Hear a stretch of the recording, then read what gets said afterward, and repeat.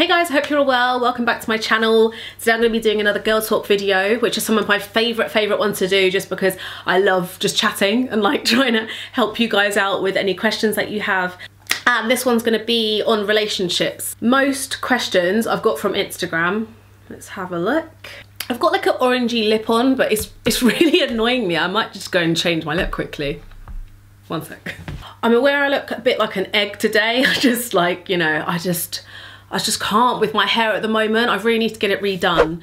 So the first question is, it's very simple, but I quite liked it, and I thought it might be quite a good starting point, is do you believe in the one? How does one even know if they found the one? I've always been a bit funny with this whole the one thing. Like, overall, I feel like it's a really constructed idea, this idea of like your whole life is just built up around finding the one.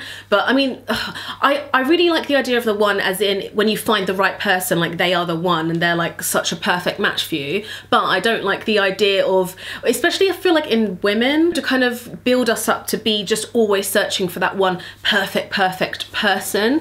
And I don't really like the idea that there's only one person in the whole world for you. Like, that doesn't make any sense. Even if you were to find that person who you thought was completely perfect after like traveling around for 6 years and things, you just never know what someone's like. Like, someone might seem perfect at the beginning, but actually they're not. And also, you're always changing and evolving as a person, and they are as well. And also, a lot of the time when you get together with someone, you can both, like, maybe you'd clash when you're actually together, or, you know, you can never really tell. So I don't personally believe in like just there being one person in the world for you, but I just feel like some people you meet and you just feel that connection straight away.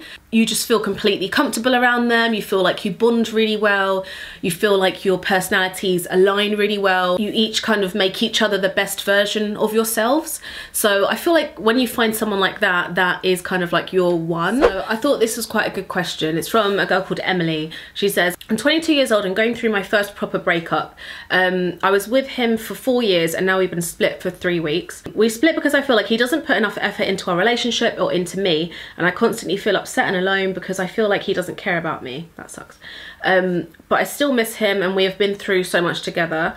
How do I know if it's the right decision? If he had done something like cheated on me, it would be a lot easier to break up with him.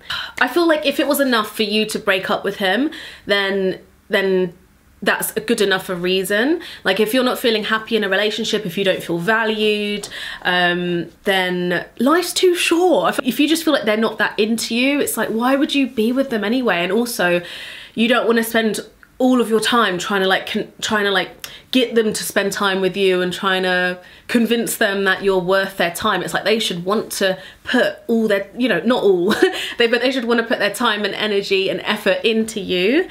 Like, that's just part of a relationship, like the give and take. So, but I understand what you said about, like, if he'd have cheated on you, it would have felt more justified maybe. But there's so many other reasons that you can break up with someone, you know. They don't have to have done something really big like that.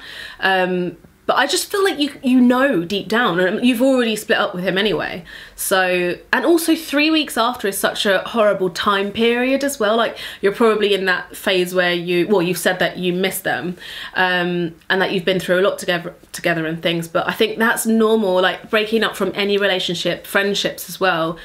There's always going to be things that you miss doing with that person and that you went through things together, but it's not a good enough a reason to go back to them. If you had such strong feelings with not being happy, that's the more important thing to remember. So this one is kind of like relationship based, but also ties in a bit with body image. Hi Samantha, this is from a girl called Rachel. I would like to know your advice on, oh, I'm getting dizzy from this coffee. I would like to know your advice on how to be body confident in relationships. I'm so self-conscious about myself in terms of feeling bigger than the boy I'm interested in. Please tell me this doesn't matter, or shine a light on not having to conform to the stereotype of the boy being tall and the girl being short and skinny.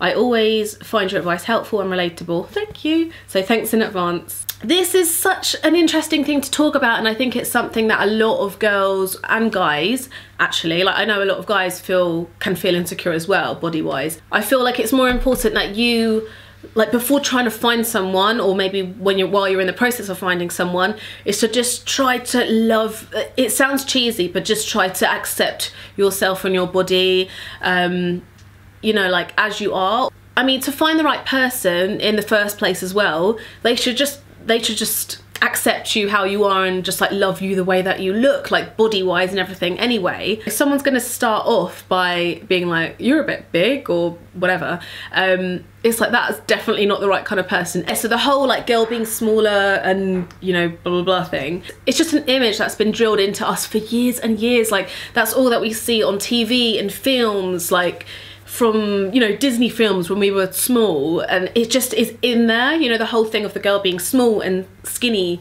and petite, and like the guy being bigger. And it even makes guys feel insecure as well, because I know that some guys, you know, if they don't have a lot of muscle, they feel like they should be really, really muscly, and that's what women like. And it's like, no, we don't always like a really muscly man, and it's the same. Like a lot of guys like a bigger girl or like a curvier girl. I mean, I really wouldn't worry about that. All I would do is just focus on yourself and just feeling okay within yourself, and I think then you'll attract the right person anyway. But really don't read into it that much, the whole like boy girl thing, and what, you know, what you should be like and feel like. If you have a type, then that's fair enough, and like you might gravitate towards that type more. I wouldn't worry about it being a reason for like not finding someone. This is a really good question. It's from a girl called Lara. Hey, this is a Bin man. Hey, this is a question for your Q&A. How can you get your confidence up again after coming out of a bad relationship? My ex used to really put me down all the time, and I'm struggling to feel confident in myself despite ending the relationship. P.S. Love your videos, and little Indy is the cutest. Thank you. This is such a good question, and I feel like it tends to happen a lot, like especially at the end of bad relationship. I just think more and more things get thrown around, and there's so much said that can like really affect your confidence, because that person knows you so well, they know exactly what you might be insecure about, or things that will really hurt you. So things like that tend to be blurted out a lot more, like especially if you're going through a breakup. The main thing I think is that it takes time. Like don't expect, like I wouldn't expect to come out of that relationship and then straight away feel like, oh, but I'm out of the relationship now, I should feel fine and like 100% happy, because obviously it's just gonna take time, and I think you have to like rebuild and learn about yourself again, and learn about how you've changed, like since, you know, the person you were maybe before that relationship and who you are a bit more now, if you want to find a way to get back to your old self, if that's the real you. So things like that just take time and practice, and a bit like I was saying before, like start doing things that make you feel good about yourself again.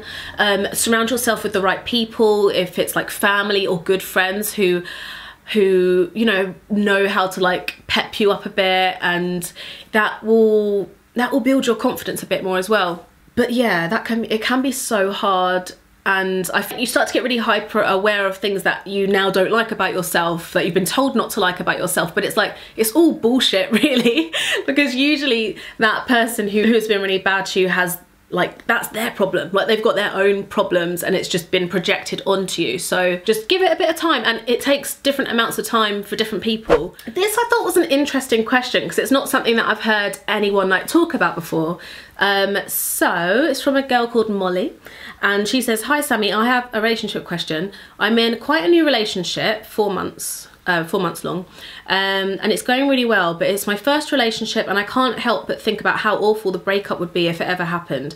How do I let myself just enjoy it and let my guard down? I don't know, I've never thought of this before when I've been in a relationship. The thing that comes to mind for me is to just accept more, because it sounds like your fears are kind of getting in the way of you obviously like living your life and just enjoying the relationship and everything. Something that maybe you could use that helps me with anxiety is the acceptance of like whatever is going to happen in life, good or bad. It's like there's always going to be a good and a bad, and that is life, and it doesn't really matter which one happens next. It's just like the balance of life. So if you apply that to this, it might sound harsh, but it's like one day, yeah, you might break up, but And that's the worst that can happen. Like, you'll break up and you'll go through the breakup and you'll come out the other side. It's not like the world's gonna end, it's not like you're gonna die. But on the other side, it's like you might not break up ever, or you might break up in like a few years down the line. I mean, it happens all the time, and usually, really, it happens for the right reason, you know, like in the long run.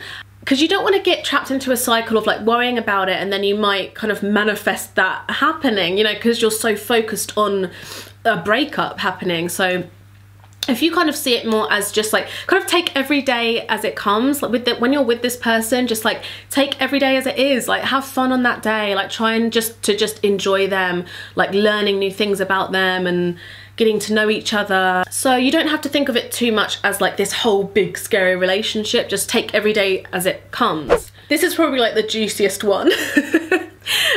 So this is from a lovely girl, like she wrote a little bit more, but it's not the actual dilemma, so I won't read the whole thing, but it's basically about her like ex-best friend, or her best friend started dating her ex-boyfriend. So this is what she said. The story is that this guy, my ex, broke up with me last summer and for not feeling the same as he did. And as you may understand, it broke my heart, understatement. And now a few months ago, he started dating my best friend. They are now a couple and I haven't talked to her ever since. Good. I know that it was almost a year ago since he broke up with me, but it kind of still hurts. Even if I tell everyone around me that I'm over everything and that I don't give a damn, but I think I do. So my question is, what would you do in this situation? And what is okay to feel after all this time? Almost a year ago, that's not that long. Like, I wouldn't beat yourself up, that's such a shitty thing to happen. Like, whenever you've got feelings about anything, I think it's fine to have those feelings. And also, if you fight any feelings that you have, it's just gonna make it worse, and they're gonna stay there for longer. So I think it's fine that if you are still hurt, like, don't beat yourself up for feeling hurt still, and don't feel like, oh, you should be over it by now. It might help to like talk to more people about it, like not random people, but like people that you trust, just to kind of get it off your chest. I mean, for me, it would make me feel a little bit like, well, what was wrong with me? So I can totally understand like being really hurt by it. It's just like you can't control people sometimes, like, and if someone's just not a good person, oh, those two people will find each other. When you're feeling much better from it as well, it will make you such a stronger person. I know that, again, this sounds cheese, but you'll be able to deal with things in the future much better and much quicker as well after being through something like this. But obviously he just wasn't the right person for you as well. Like, why would you want to be with someone who is going to do something like that anyway? I would just get on with my life. Honestly, I would try to do as much as I could and like fill up my time with things I enjoy, like goals that I'm trying to reach for my future and everything. And I think over time, thinking about that would just kind of slowly fade away, and you will kind of start to not care more and more. Anyway, my best friend Jenny has asked a question. It's just popped up on my phone when I was looking for like another question to answer. She said, how do you think mental health can affect a relationship, good and bad? Mental health, I mean, okay, so, well, blah, blah, blah, blah, blah. There's different ways of dealing with kind of different types of mental health problems. Like, each one of them has like different things that you can do to help keep the relationship running smoothly and things.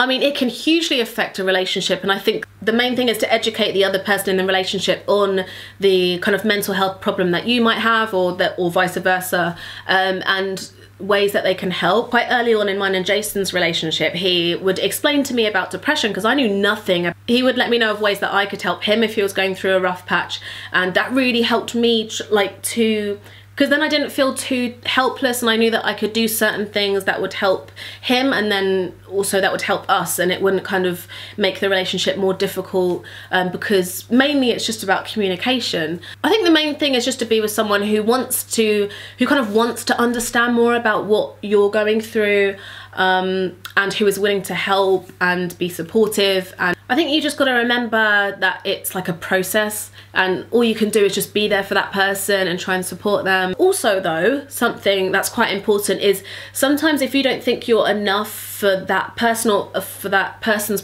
problems that they're going through, it can be a really good idea to kind of refer them to to professional help. So if it's at the level where you know that it's not enough for you to just be supportive, I think starting to take it to that next level of maybe they need more professional help, or to see a counsellor or something like that. That's such an effective thing that you can do as well in a relationship. But anyway, there's so much that you can kind of talk about with this subject, so I'll just say that for now. Oh, this was quite a good question. Maybe I'll end it here. There were so many good questions. Thank you all so much for sending them in. How can you avoid being afraid of your boyfriend being physically attracted to other women? I know it's normal, but I've gone through an experience that has left me with some trust issues. Even if I talk them out with my boyfriend. Love your vids, by the way. Thank you. You just realise that, you know, overall that person is with you because they love you, like they love you how you are. I mean, 98% of the time as well, they love you because of you, like not how you look. Like they want to have a long, you know, it's not like a one-night stand. They want to have an actual relationship with you, because really the relationship part is the inside. And over time, and just with being a human being and learning about human beings and Homo sapiens, humans are always going to be attracted to other humans. That's just part of life. You know, like I know that Jason might see a girl while he's out, like without me or something, and be like, oh my God, she's hot. But I don't know, and I might do that to a guy. I don't really. You need to have the basis of trust as well in the relationship. So wait, taking a step back. I think it's fine and it's natural for people to be attracted to other people. It's just that it's just not acting on it. You know, if they act on it, then yeah, they're crossing the line. I would never shame someone that I was with for like looking at someone or thinking that that person is attractive, because most of the time I'd be like, yeah, they are pretty hot. And I think that just ties in with trust. If you've got the basis of trust there, there shouldn't really be a worry.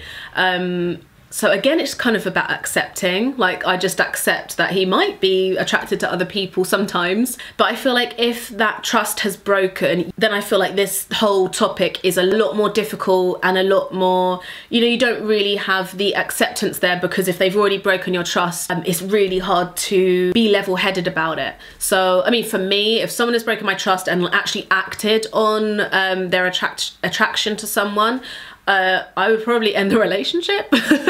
So I don't know, I feel like I'm really harsh with, I mean, because I know that some girls and guys can, like, their partner can cheat and then they kind of just carry on with the relationship, but no, like I can't do that. Like, because for me, that trust has gone. I think that's it. I think this video is going to be quite long as it is. So I hope you guys liked this video. Let me know what you want me to do the next girl talk about. I really want to film another girl talk with someone else, like have a little guest on. But let me know if there are any other topics that you want me to talk about. Thank you so much for watching. I hope you liked it. Thank you all for your questions. And oh, if you're wondering, my jumper is from New Look. I'll link it down below if it's still available. And that is it. I will see you in the next one.